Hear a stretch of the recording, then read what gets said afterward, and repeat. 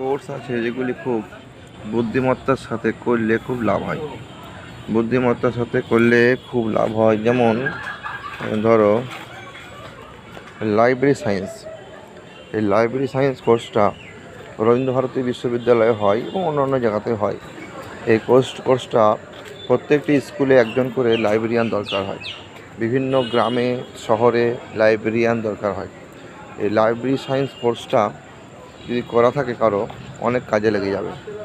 মাঝে মাঝে নিয়ে নেয়, ছেলে পাওয়া যায় না, সবসময় রিক্রুটমেন্ট কম হয়, সেই কারণে অনেক সময় এগুলি করতে চায় না ছেলেরা। কিন্তু অনেক দুর্বল ছাত্র এগুলি করে রেখে যায়, পরবর্তীকালে চাকরি পেয়ে যায়। তখন লোক ভাবে কমা ছেলে চাকরি পেয়ে গেল কী করে, কমা ছেলে। কিন্তু কমা ছেলে বলেই তো সে ওই কোর্সটা করেছে আর সে ফলটা পাচ্ছে আজকে। তারপরে একটা কোর্স করে রাখা খুবই ভালো, যেমন পরিবেশ বিজ্ঞানের উপরে ডিগ্রি অর্জন। যখন পরিবেশ বিজ্ঞানের উপরে টিচার নেবে তখন ওই সে চাকরি পেয়ে যাবে। কর্মশিক্ষা, শারীরশিক্ষা বিষয়ে এগুলি করে রাখা ভালো। আর সব থেকে ডিএলএডটা করে রাখা ভালো। এখন সবাই পাচ্ছে, কোনো রকমে পাস করতে পারে যায় যদি টেট পাস করা কোনো ব্যাপারই নয়।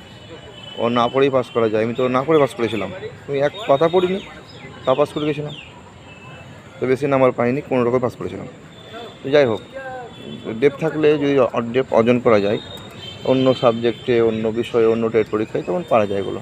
তো এগুলো করবে লাইব্রেরি সায়েন্স, জেবিটি যেটা ডিএলএড, এটা করবে। তারপরে মেডিকেলের ছোটোখাটো কোর্সগুলো করে রাখবে। বি ফার্ম, পরিবেশ বিজ্ঞানের উপর ডিগ্রি, বিশেষ করে লাইব্রেরি সায়েন্স ডিগ্রি, এগুলো করে রাখলে এগ্রিকালচারের ওপর ডিগ্রি, এগ্রিকালচার খুবই ভালো। আর ছেলেদের নার্সিং ট্রেনিং করলে খুবই লাভ আছে। তো এগুলি করবে, দেখবে তোমাদের অনেক লাভ হবে, এগুলো করে রাখবে।